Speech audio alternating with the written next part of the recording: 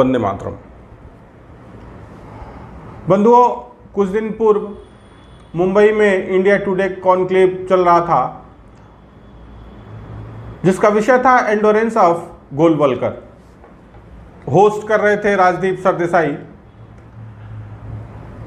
वास्तव में ये एक, अगर हम कहें कि एक ऑर्गेनाइज्ड एजेंडा बना के उसके तहत जो है एक प्रोपेगेंडा चलाया जा रहा था। जैसे कि बहुत सारे लोगों ने बहुत दिनों से प्रयास कर रहे हैं संघ की छवि को मलिन करने की, लेकिन चूंकि वो संभव नहीं है, इसलिए इन लोगों ने संघ के प्रणेताओं को अलग अलग से टारगेट करके और लोगों के, खासकर स्वयंसेवकों के मन में एक हम कहें कि दुविधा का भाव उत्पन्न करने का प्रयास किया जा रहा था उस कॉन्क्लेव में। जो विषय उन लोगों ने रखा, एक जो बिंदु था कि डिसोन कर दिया है। सरदेसाई इस बात को सिद्ध करने का प्रयास कर रहे थे कि जो विचार है गोलवलकर जी का, उसको संघ ने डिसोन कर दिया है। और ऐसा कहने के पीछे उनका जो तर्क था दासगुप्ता का, कि कुछ साल पहले दिल्ली में एक लेक्चर्स की श्रृंखला हुई थी मोहन भागवत जी की, जिसमें उन्होंने गुरु जी का नाम नहीं लिया, ऐसा उनका कहना था। और उसी के आधार पे वो कह रहे थे कि गुरु जी को संघ ने डिसोन कर दिया है। अब थोड़ी सी बात मूर्खतापूर्ण है, और चूंकि देखिए शुरू में ही इन लोगों ने इस बात को क्लियर कर दिया था कि वो कभी संघ की शाखा में नहीं गए, संघ को नहीं जानते हैं। तो सामान्यतः तो ऐसे व्यक्ति के लिए संघ के बारे में कुछ कह पाना बड़ा मुश्किल काम है, लेकिन ये चालाक लोग हैं, क्लेवर। ये बातों को का एक प्रेजेंटेशन है, किसी चीज को आपको लगेगा कि नहीं वो तो पक्ष में है, लेकिन वो ऐसे लोग हैं कि अपनी बात रखने इतनी चालाकी से रखते हैं कि उनका पर्पज भी सॉल्व हो जाए, उनका प्रोपेगेंडा भी आगे बढ़ जाए और कोई कुछ समझ भी ना पाए।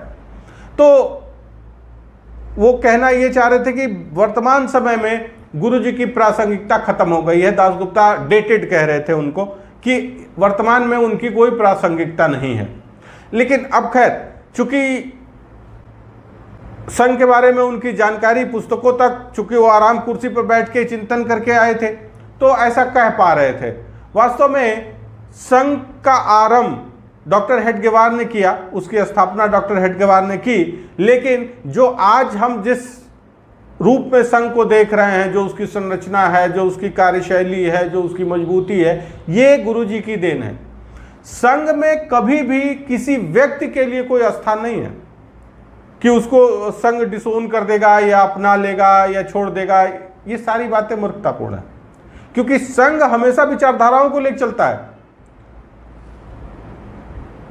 प्रातः स्मरणीय में महात्मा गांधी भी हैं, तो क्या गांधी जी को पकड़े हैं? नहीं, गांधी जी को की जो विचारधाराएं राष्ट्र हित में उचित हैं, उन विचारधाराओं को पकड़े हैं।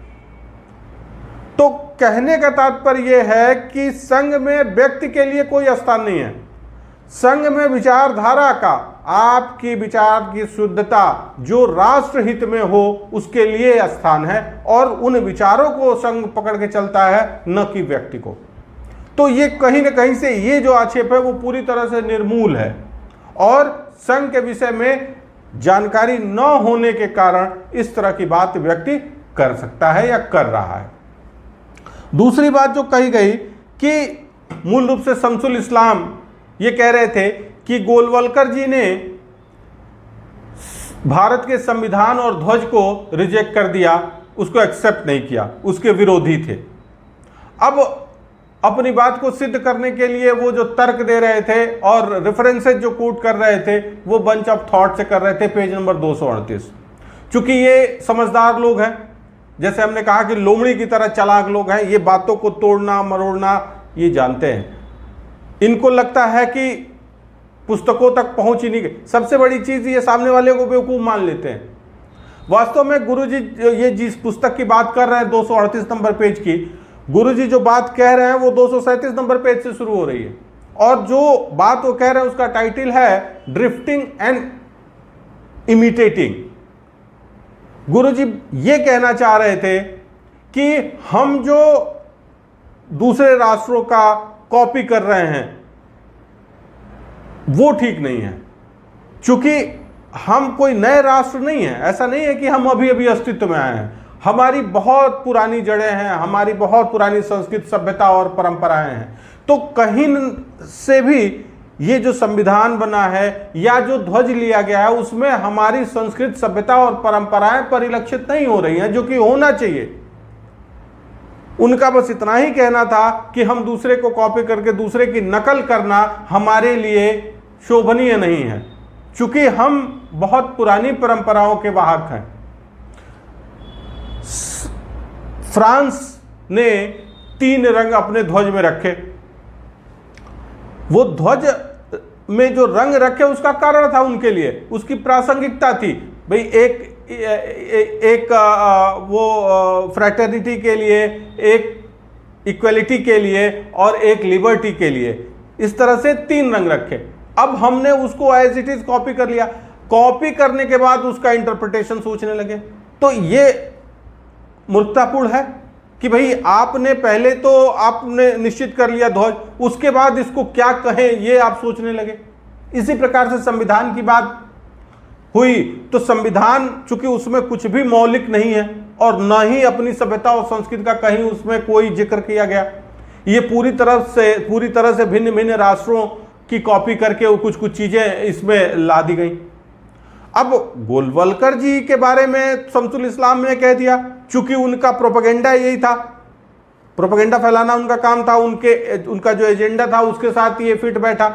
लेकिन गांधी जी की बात वहीं पे उन्होंने नहीं की। गांधी जी ने 1946 में कहा था कि यूनियन जैक को भी ध्वज में रखना चाहिए, और 47 में उन्होंने ध्वज को मानने से इनकार कर दिया था। उन्होंने कहा कि मैं इस ध्वज को सैल्यूट नहीं कर सकता, इसके बीच में चरखा नहीं है। तो गांधी के बारे में वो बात नहीं करेंगे। क्यों नहीं करेंगे? क्योंकि उनका जो एजेंडा है उसके साथ वो फिट नहीं बैठेगा। और गोलवलकर जी के लिए जबरदस्ती, चूंकि वो बात कही भी नहीं गई थी, वो उसको तोड़ मरोड़ के कुछ इधर से कुछ उधर से करके, भाई जो लिखा ही नहीं उस पेज पे उस बुक में, उस बात को आप कह रहे हैं, कहां से कह रहे हैं? ये आपने मतलब निकाल लिया अपनी तरफ से। तो ये आपने सोचा, गोलवलकर जी ने सोचा था, ये आप कैसे कह सकते हैं? ये आपने मतलब निकाला है। उसके बाद अगर हम बात करें तो ये जो राष्ट्र निर्माण के लिए, राष्ट्र के विकास के लिए जो चीजें अपनाई जा रही थी संविधान में जो रखा, तो उस पर भी गांधी जी ने कहा था कि भाई सारे राष्ट्रों की अपनी देश काल परिस्थितियां हैं और सारे राष्ट्र अपने नियमों के अनुसार विकसित हुए हैं। हम किसी को कॉपी करके और विकसित हो जाएंगे ये नहीं कहा जा सकता, क्योंकि हमारी आवश्यकताएं, हमारे जो वीकनेस है, हमारी स्ट्रेंथ वो डिफरेंट है। तो सारे राष्ट्रों की अपनी अपनी परिस्थितियां हैं, तो कोई राष्ट्र अपनी परिस्थितियों में अपने ही चीजों को डेवलप करके विकसित हो सकता है।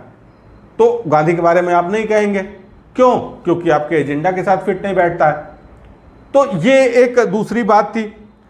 तीसरी बात एक और उस समय आई कि आजादी की लड़ाई हो रही थी, संघ कहा था। अक्सर लोग प्रश्न करते हैं, तो देखिए अगर कोई मूर्खतावश पर प्रश्न करता है तो कोई दिक्कत नहीं भाई, उसको हम जानकारी देंगे। लेकिन ये सारे मूर्ख नहीं है, ये सारे वो लोग हैं कि जो सब जानते हैं कि आजादी के टाइम संघ कहां था और स्वयंसेवक कहां था।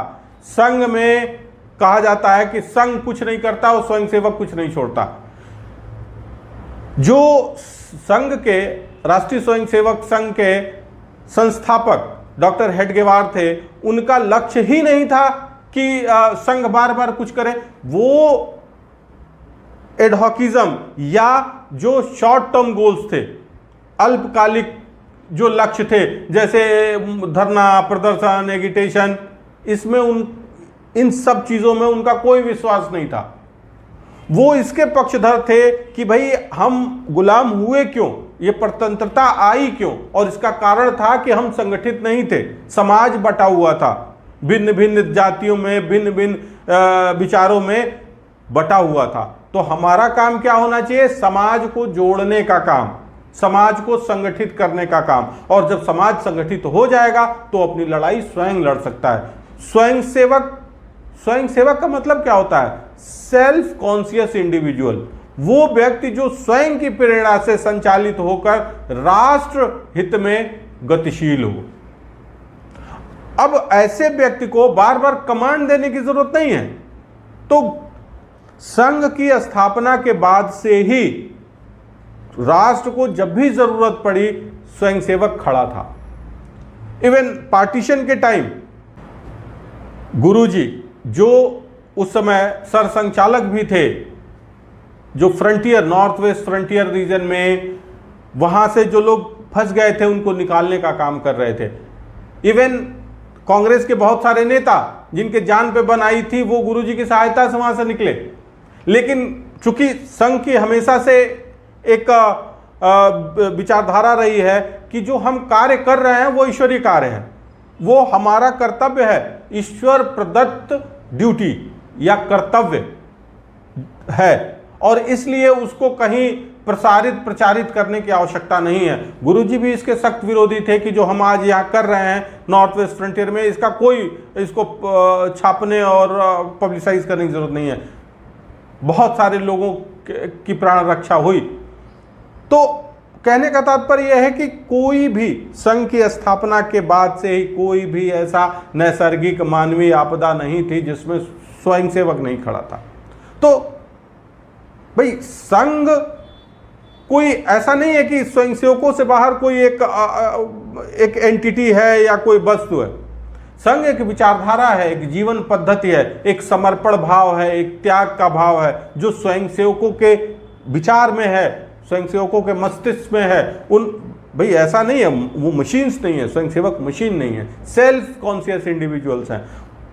संघ का काम भी यही है। संघ ऐसा नहीं है कि जो डॉक्टर हेडगेवार की परिकल्पना थी वो ये नहीं थी कि हम ये अनवरत जो है ये संगठन चलता रहेगा। नहीं, लोगों में एक बार ये भावना भर दी गई कि वो अपने राष्ट्र के लिए कैसे संगठित और समर्पित भाव से खड़े रह सकते हैं। उसके बाद से संघ का कोई काम नहीं है, लेकिन पहले एक बार सब एकजुट तो हो जाए।